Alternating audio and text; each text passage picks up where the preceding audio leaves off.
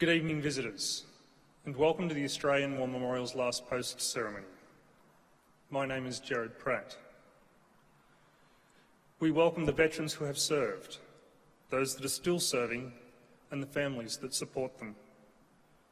We acknowledge the members of RSL and Services Clubs Association, RSL Victoria and RSL Queensland, who are watching the broadcast of this ceremony from across Australia. During this evening's ceremony, wreaths will be laid at the base of the Pool of Reflection by visitors and students on behalf of the Golden Grove High School from South Australia. I now invite you all to please stand and join in singing the National Anthem.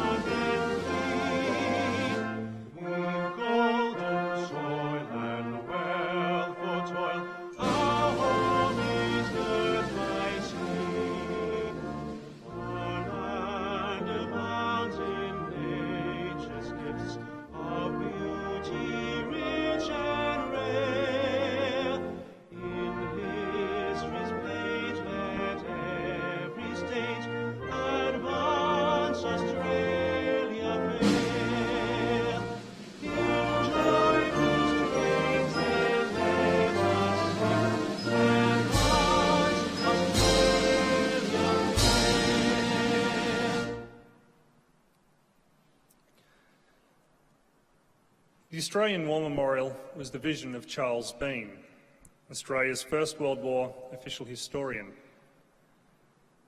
Bean landed with the Australian troops on Gallipoli and stayed with them at the front through until the end of the war. The idea of this national memorial and museum came to him at Pozières, France, in the depths of the bloody fighting of 1916. Bean's idea was that this would be a place where families and friends could mourn their loved ones buried in faraway places. It would also be a place that could help all Australians understand what these men and women had endured and what they had done for us. Bean's vision, to which we remain true, is best expressed as inscribed in the entrance to the memorial's galleries.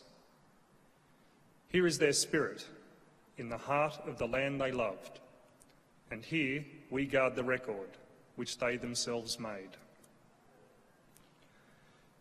Tonight we'll read the story behind just one of those on the Roll of Honour, which lists the names of the more than 102,000 men and women who have given their lives for us in war and operations for more than a century.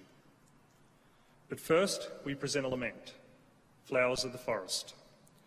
Wreaths or floral tributes will now be laid at the base of the Pool of Reflection.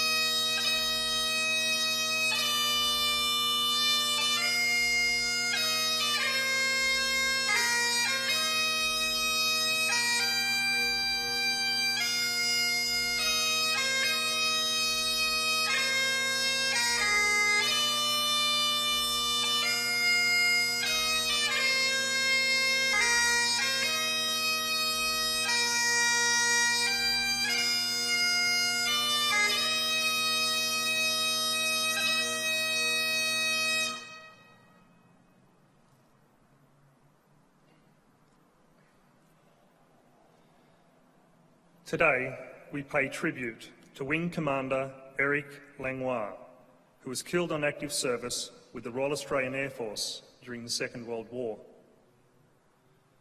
Born in the Adelaide suburb of Clarence Park on the 25th of September 1913, Eric LePage Langlois was the son of Edward and Matilda Langlois, the second of 6 children. When Eric was just 6 years old, his father passed away. It was hard for his mother to bring up 6 children on her own, but the family were able to make ends meet by sharing their small house as a boarding to take on boarders. Langlois attended Adelaide Technical High School and was always near the top of his class. Following graduation, he received a scholarship to study engineering, and upon completion of his studies, he was employed as an engineer by News Limited, working as the press room foreman for the Mail and the News in Adelaide. Langlois had a passion for machinery, cars and aircraft in particular. His pride was his Tourer, an open-top convertible car which he used for holiday trips to take the family to Moonta and Victor Harbour. He became a member of a local flying club where he took lessons. There were skills that would serve him well in the services. In August 1941, aged 27, Langlois enlisted in the Royal Australian Air Force. He soon commenced training as a pilot and in July 1942 embarked in Sydney for overseas service. As part of the Empire Air Training Scheme, Langlois was one of almost 27,500 RAAF pilots, navigators, wireless operators, gunners and engineers who throughout the course of the war joined Royal Air Force squadrons or Australian squadrons based in Britain. Following his arrival in Britain on October 1942, Langlois undertook further specialist training before being posted to No. 150 Squadron, Royal Air Force, in March 1943. Based in Algeria in North Africa, No. 150 Squadron was equipped with twin-engine Vickers Wellington medium bombers. During his service with the squadron, Langlois flew over 40 operational missions, supporting Allied operations in North Africa, Italy and the Mediterranean, and was awarded the Distinguished Flying Cross. In September 1943, he returned to Britain, where he became an instructor for 27 Operational Training Unit. In May 1944, he commenced a short period working for a base headquarters unit before he requested return to combat operational duties. Now holding the rank of squadron leader, Langlois pieced together an experienced crew for his second tour and started training to fly the 4-engine Avro Lancaster heavy bombers at No. 1661 Heavy Conversion Unit. On the 11th of August 1944, Langlois and his crew were posted to No. 463 Squadron, an Australian heavy bomber squadron serving in Bomber Command, flying 11 operations before he and his crew were transferred to No. 467 Squadron RAAF in October 1944. In February 1945, Langlois became the commanding officer of No. 467 Squadron and was promoted to Wing Commander. On the night of the 3rd and 4th of March 1945, Langlois was flying on his 7th operation over Europe with No. 467 Squadron, his 60th operation in total. His Lancaster was taking part in a large raid on the Dortmund-Ems Canal in Langenbergen, Germany, when it was shot down by an enemy Messerschmitt Me-110 night fighter.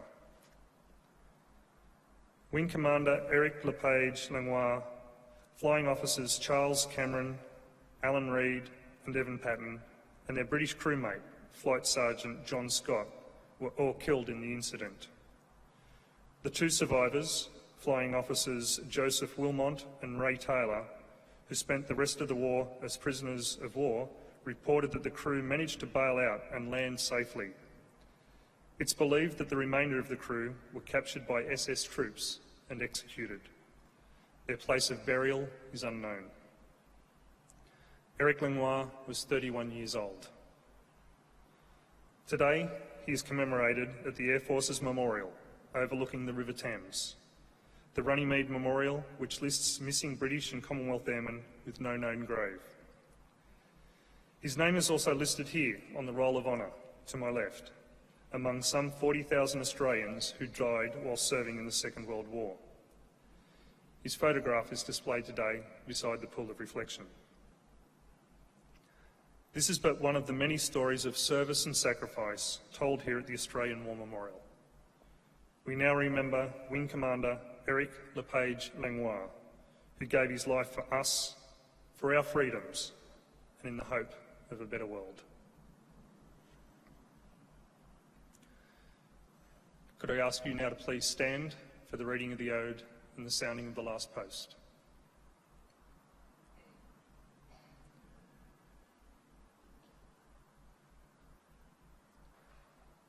They shall grow not old, as we that are left grow old. Age shall not weary them, nor the years condemn. At the going down of the sun and in the morning, we will remember them.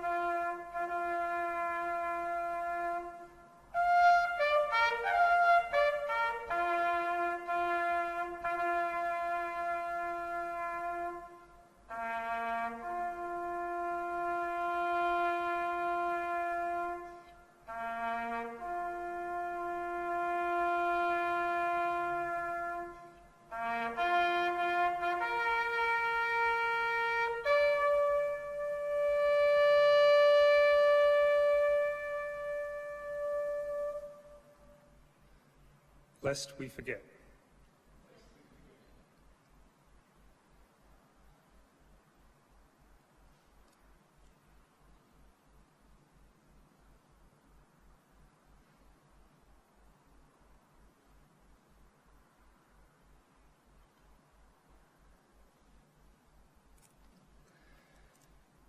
We leave you this evening with the words of the memorial's founder, Charles Bean.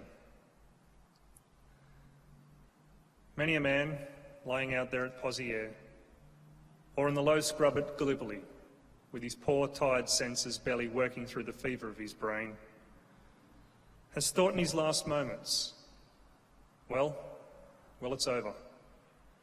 But in Australia, they will be proud of this.